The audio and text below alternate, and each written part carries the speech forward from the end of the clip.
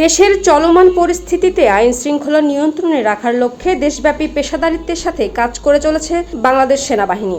এরই ধারাবাহিকতায় গত 6 মার্চ থেকে 13 মার্চ পর্যন্ত বাংলাদেশ সেনাবাহিনীর বিভিন্ন পদাতিক ডিভিশন ও স্বতন্ত্র ব্রিগেডিয়ার অধীনস্থ ইউনিট সমূহ কর্তৃক অন্যান্য আইন শৃঙ্খলা রক্ষাকারী বাহিনীর সমন্বয়ে রাজধানী সহ দেশের বিভিন্ন এলাকায় বেশ কিছু যৌথ অভিযান পরিচালনা করা হয়।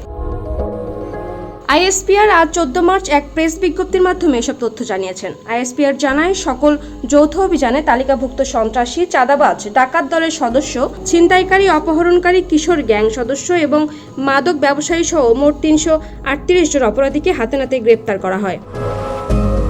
যমুনা ইলেকট্রনিক্স ঈদে ডাবল খুশি অফার সিজন 3, যে কোনো পণ্য কিনলেই পাচ্ছেন নিশ্চিত ঈদ উপহার। গ্রেফতারকৃত অপরাধীদের নিকট থেকে 3টি পিস্তল, একটি রিভলভার, 2টি শুটার গান, গোলাবারুদ, ককটেল বোমা, মাদকদ্রব্য, সন্ত্রাসী কাজে ব্যবহৃত বিভিন্ন প্রকার দেশীয় অস্ত্র, পাসপোর্ট, আইন শৃঙ্খলা বাহিনীর পোশাক, NID, mobile phone, SIM card ও নগদ অর্থ উদ্ধার করা হয়।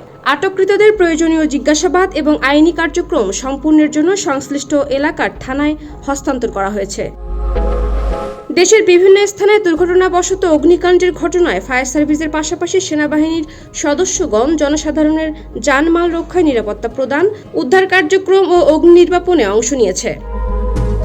দেশের সার্বিক আইন শৃঙ্খলা পরিস্থিতি স্বাভাবিক রাখতে বাংলাদেশ সেনাবাহিনী কর্তৃক এ ধরনের অভিযান অব্যাহত রয়েছে। সাধারণ জনগণকে যে কোনো সন্দেহজনক কার্যকলাপের বিষয়ে নিকটস্থ সেনা ক্যাম্পে তথ্য প্রদান করার জন্য অনুরোধ জানিয়েছে সেনাবাহিনী।